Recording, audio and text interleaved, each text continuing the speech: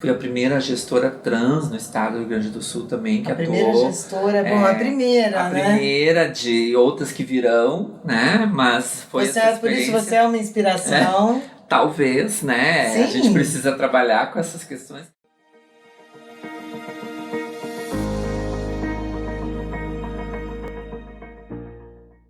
E a entrevistada de hoje no programa Vida Moderna é uma mulher incrível, diretora de política LGBT, população em situações de rua, imigrantes e refugiados. Com vocês, Marina Heidel. Obrigada, Marina, de ter aceitado estar aqui com a gente hoje. Você é maravilhosa, eu sou sua fã. Muito, muito obrigada. Obrigada mesmo. Vamos lá. Marina, você é diretora de políticas LGBT, que é um cargo muito legal. Conta pra gente como que foi alcançar, tá nessa posição, como que é isso? Então, é um desafio, né? Chegar até aqui. Tem um histórico de experiência no campo da educação e depois no campo da política pública enquanto gestora. Então, eu cheguei até aqui.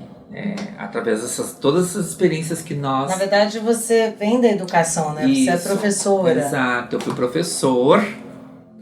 Depois eu me transformei, né, dentro da escola. Na verdade, você se adequou, né? Isso, porque a sua alma eu construí minha identidade de gênero dentro da escola, num espaço público, né, enquanto profissional da educação, e também foi um acontecimento, digamos assim. Então você é uma mulher marcante, né, irreverente, que chegou para mudar posições e para se assumir, para mostrar para as outras pessoas que você pode e deve ser o que você quiser e o que você sente que é, né? Exatamente. E aí, quando eu faço esse processo de transição de gênero, então eu começo também a trazer essa questão do ativismo social, do ativismo educacional, e aí então começo a trabalhar com essas questões, e daí logo você é capturada, né, para estar nesses outros espaços. Então foi uma construção que se deu ao longo dos anos. Depois eu fui gestora, então, numa experiência no município do Rio Grande do Sul, depois no estado. Fui a primeira gestora trans no estado do Rio Grande do Sul também, que atuou. A primeira gestora, a primeira, né? A primeira de outras que virão, né? Mas foi essa experiência. Por isso você é uma inspiração. Talvez, né? Sim. A gente precisa trabalhar com essas questões. Então foi muito interessante, porque a partir da professora trans que apareceu na escola e que começa a ter essa visibilidade, começam a surgir outras pessoas trans que estão no anonimato e que muitas vezes acabam, né, vendo a sua experiência. Como foi esse processo para você, Marina? Foi tranquilo? Precisou de coragem? É uma coisa que você sentia desde a infância? Na verdade você sempre teve essa força interior? Como que é isso? Vamos dizer que eu sempre brinquei de boneca, sempre brinquei de casinha, né?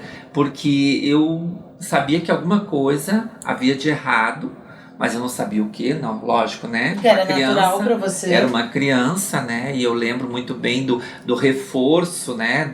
Da condição da mãe de dizer, não, mas é um menino. Sempre reforçando, né? Aquela questão, né? Da identidade como gênero masculino. Então, por muito tempo, você fica nessa condição. A gente brinca que a gente vive dentro do armário por muito tempo, né? E você acaba então rompendo em algum momento da vida com essas questões, e você se constrói ao longo de uma caminhada que não tem um dia certo. Hoje eu acordei e quero ser mulher, né? Você vai realmente andando e percebendo essas dificuldades no mundo como um todo. Então foi nessa condição, assim. Então eu fiquei por muito tempo dentro do armário. Posso dizer assim, com 30 anos eu rompi com o armário. Mas você já era uma mulher, né? Formada, 30 anos. Já atuava como professora, né? Então já tinha... e aí, claro que eu rompi, e aí foi um burbúrio, né? Imagina, na escola, trabalhar com adolescentes, e agora, como é que vai ser? Então criou-se um pânico, né? Essa coisa do pânico, uma polêmica, né? Então foi muito interessante. E aí depois disso, então, que eu voltei então para a escola, para a universidade, para fazer o mestrado, para também poder continuar, né, com conhecimento e tal. E então foi nessa condição que eu acabei voltando como uma mulher trans para dentro da universidade pública. Fui a primeira mulher, né? Nossa, e como que foi isso? Você tinha muita coragem, você tinha muita... você, a partir do momento que você coloca apoio, o peito... era uma coisa sua, você coloca o peito, você vai com o peito, com a cara e com a coragem, né? Porque é isso, né? Você sai da escola como um professor, dali um mês você volta como professora. Nossa. Então gera todo um auê, né, que a gente diz. E aí foi essa experiência, então assim, que para mim foi muito marcante, né, porque eu tive também a dificuldade com as minhas colegas professoras, de algumas, né, de realmente reconhecer que eu... Teve preconceito?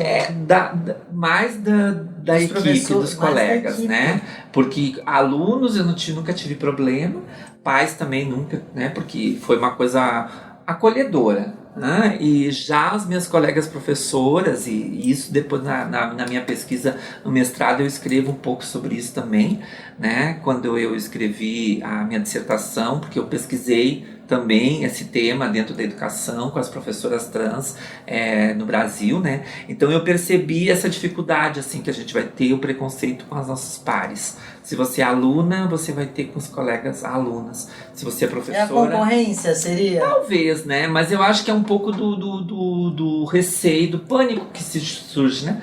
Há um pânico moral sobre essas questões, né? Ainda na escola, na educação. Né? Então, assim, e você é fruto de um preconceito, né? Você vive numa sociedade que ainda é preconceituosa. Muito, né? Então, e você faz parte desse preconceito. Então, você vai construindo. Mas então eu rompi com todos esses processos, né? Você veio quebrando um tabu, né? Exatamente. E aí a gente chega, e aí logo em seguida, então, você começa a se dar conta que realmente...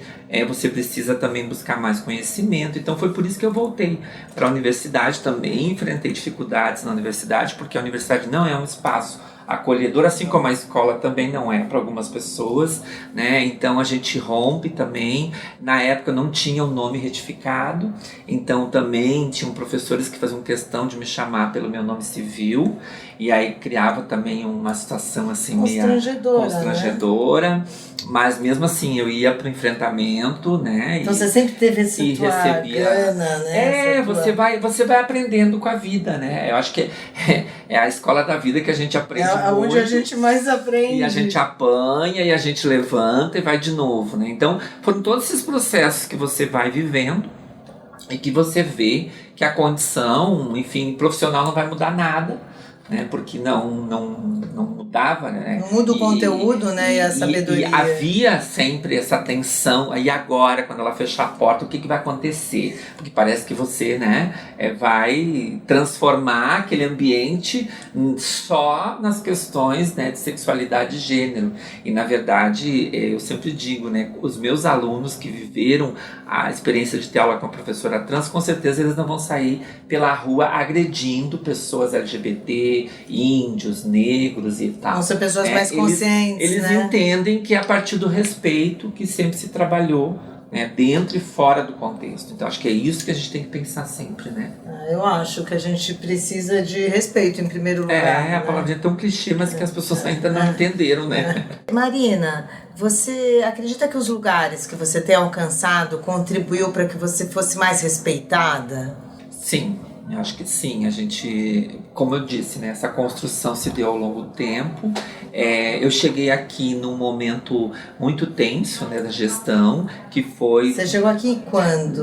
Na troca, quando houve o impeachment da Dilma, né, e nós então ficou um tempo a pasta sem gestão, e logo depois eu fui convidada então para assumir. Então, quando nós chegamos aqui já era um lugar tenso, né, por conta de todo um processo, um desgaste, todas as discussões políticas, toda a situação política que estava. Então nós já enfrentamos, né? Cheguei enfrentando essas dificuldades, né? Com os movimentos sociais, mesmo sendo referendada pelo próprio movimento social, que cheguei aqui, indicada por algumas pessoas do movimento.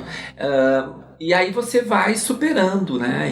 E quando há troca de gestão, sempre há aquela incerteza, porque eu sou funcionária cedida do governo do estado do Rio Grande do Sul para a União. Então eu vim com o meu cargo, né? E acumulei o cargo então de diretora a partir lá da educação do Rio Grande do Sul, né? Então, e aí eu fiquei na gestão, fui convidada para permanecer, né, na troca da gestão.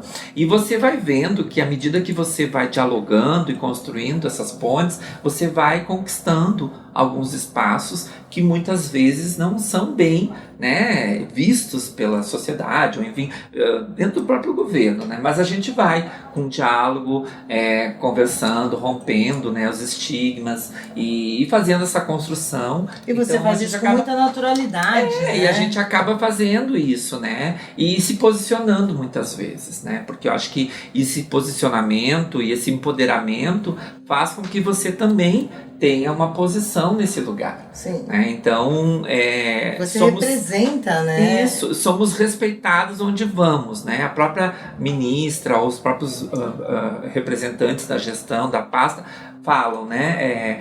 Recomendam, vamos dialogar, vamos construir. Então, é sempre nesse espírito que a gente tem trabalhado. E é os desafios da gestão, né? Que a gente tem que estar sempre buscando, né? Que seja faz no parte legislativo, de qualquer processo, seja, né? No judiciário, seja no executivo, né? Faz parte da vida, né? É o processo, né? É o processo. Marina, qual a sua maior dificuldade sendo uma mulher trans no Brasil? Eu acredito que ainda é o reconhecimento dessas identidades, né? O fato de eu ser uma mulher trans não muda a capacidade das pessoas, do trabalho, da força, enfim, seja ela qual for, né? Mas ainda nós temos num Brasil que ainda é um Brasil violento, um Brasil que agride, que mata pela nossa condição, e não é opção, né? A gente vive uma condição que nós nos reconhecemos assim. Então, eu acho que esses desafios diários, cotidianos, o enfrentamento do banheiro, o enfrentamento de pegar o metrô, pegar um ônibus, todos esses enfrentamentos do dia a dia, do cotidiano, de você ir numa padaria, de você ir no supermercado e ter o olhar do atravessamento de algumas pessoas que te olham e te apontam e já, né, fazem toda aquela leitura dessa sociedade como a gente tem. Então eu acho que não é só um ponto, né? São todos esses desafios do cotidiano. E a gente ainda vai viver uma cultura muito forte ainda nessas questões, porque a gente ainda tem um movimento muito conservador, um movimento que ainda questiona essas questões, né? E claro que todo esse movimento que tem se avançado com as discussões, ele ainda não superou essa questão, principalmente da violência. O meu direito de ir e vir, muitas vezes eu encontro uma pessoa ali na rua que me agride, né? Que pode, enfim, me matar. Então, quer dizer, você impressionante vive... como ainda nos dias de hoje, né? Isso ainda é muito mais presente. Exato. Do que a gente do que deveria. E parece que você já é feita uma leitura do teu corpo como um corpo objeto também. Ao mesmo tempo que você percebe que tem pessoas que querem, né, assim, tem esse desprezo, ao mesmo tempo que você percebe que algumas pessoas têm aquele olhar do objeto, do objeto sexual mesmo, né, do desejo do sexo. Então, essas coisas andam muito juntas nessa discussão. Quando você desce na rua, muitas vezes as pessoas me paravam para perguntar quanto era o programa, como se eu estivesse andando pela calçada e fazendo um programa. Com todo respeito, as pessoas se sentindo do direito de perguntar, ou então assim, você é trans, você trabalha com cabeleireiro, porque parece que todas as mulheres trans têm que ser cabeleireiro, entende? Com todo respeito a essas questões, mas é que você pode ser uma mulher executiva, você pode ser uma mulher dona de casa, você pode ser uma mãe, entende? Então, são esses desafios do cotidiano que fazem com que você assim também ainda tenha uma resistência num país tão grande, tão belo, mas que ainda é um país que nos violenta, que nos mata todos os dias. Então, como lidar com isso? Você tem uma luz? Como que você faz? Eu acho que a gente tem que pensar sempre nessa questão do empoderamento, né? de você se empoderar. Claro que muitas vezes você está à mercê de uma situação que é muito, né? Vem uma pessoa e te agride, você nem espera aquele momento, né? Mas eu acho que é não silenciar também diante das violências, né? Não naturalizar a violência e denunciar. Eu acho não achar que é normal, não é normal. É denunciar e ir à frente, entendeu? E a luta, como a gente diz, né? Claro que muitas vezes a violência já aconteceu, o reparo, às vezes, ele vai ser, né, de um trauma, de uma situação, mas ele ainda é um momento que você vai ter que não se calar diante dessas violências. É importante a gente se posicionar. Posicionamento sempre, né? Sempre. E então é nesse sentido que eu acho que é o momento, assim, né? Agora, na gestão, muitas vezes você sai daqui assim, talvez pensando assim na frustração de não ter dado conta de determinadas coisas, né? Como essa questão da violência é uma questão que bate todos os dias na nossa porta. Hoje pode ser eu, mas amanhã é uma outra pessoa. E muitas vezes você se sensibiliza, mas você não tem, digamos, condição de chegar até lá para dar, à medida do possível, a gente até atende, né? Ou tenta ajudar. Mas às vezes fica na nossa, digamos, não fica na nossa de cada um, né? E você vê de coisas tão... posicionamento. Eu me choquei tanto agora com uma situação que aconteceu, que a menina faleceu, uma menina trans, aqui no Nordeste. Ela foi enterrada como homem. E ainda colocaram... A família desenhou bigodes. Não, mentira. Então, assim, são coisas... E ela sempre foi uma trans, entendeu? Enterraram ela... Desenhar, quer dizer, é muita... Com a roupa masculina, com, né, um bigode. Falta de informação, então, né? você vê, né? E aí as outras meninas, né? Mas aí até teve uma crítica, né? De algumas pessoas. E as outras trans do movimento não fizeram nada. Mas é que assim, você entrar na seara da família... Da família, né? É tão difícil. E é tão particular. É tão particular, né? Então, assim, até onde o Estado consegue chegar também, né? É a mesma condição quando você vê que um pai agride um adolescente, uma criança, sei lá, pelos trejeitos, ou já aconteceu, né, de pai espancar até a morte um menino de 8 anos porque ele rebolava, porque são coisas tão assim que você vê que tá bizarras, tão... absurdas, né? Que você não imagina, e até onde o Estado, até onde a gestão consegue fazer a diferença nesse sentido, entende? Não sei se eu fiquei foi clara nessa situação. É um problema, mas... como você disse, começa tudo com a educação. A educação é a base de tudo. Por isso tão importante a gente estar aqui hoje e falando sobre isso, e educando, e deixando cada vez mais as coisas claras e esclarecendo as situações. Porque não é possível que pleno 2021 a gente ainda passe por isso. E passa, né? E você vê, diante de uma pandemia que a gente viveu, 2 anos praticamente, né? Ainda, mesmo com todo esse sofrimento, com todas essas questões, as pessoas ainda estão preocupadas, né? Qual o banheiro que a travesti vai usar, né? O que, sabe? Como se fosse assim. Ainda essa é a preocupação, né? De muitas pessoas. Entende? Exato. Ou então que nós vamos doutrinar as criancinhas, nós vamos ensinar as crianças.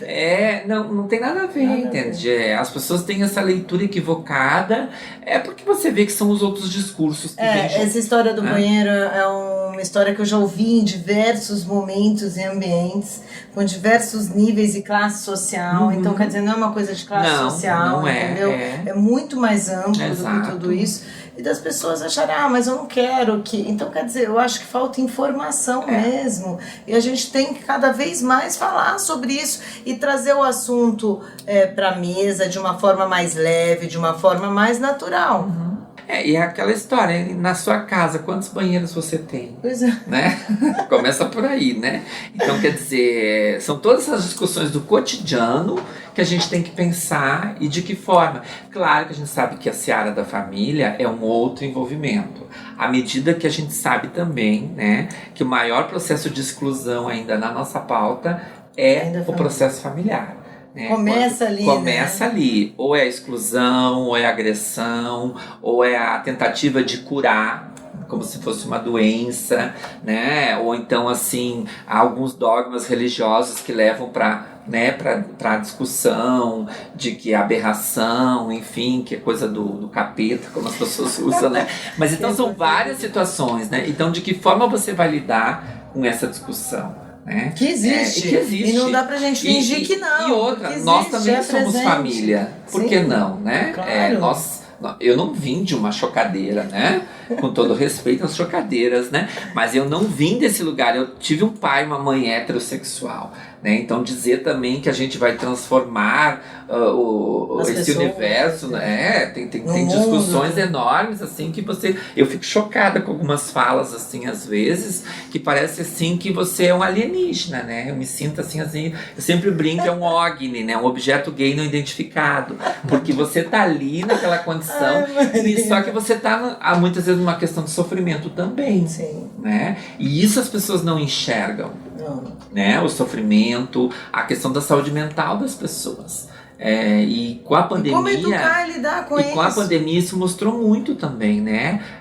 Os corpos que ficam solitários, né? Dentro das suas casas. Sim. Nós, a vida inteira, vivemos dentro dessa solidão, né? Desses corpos, né?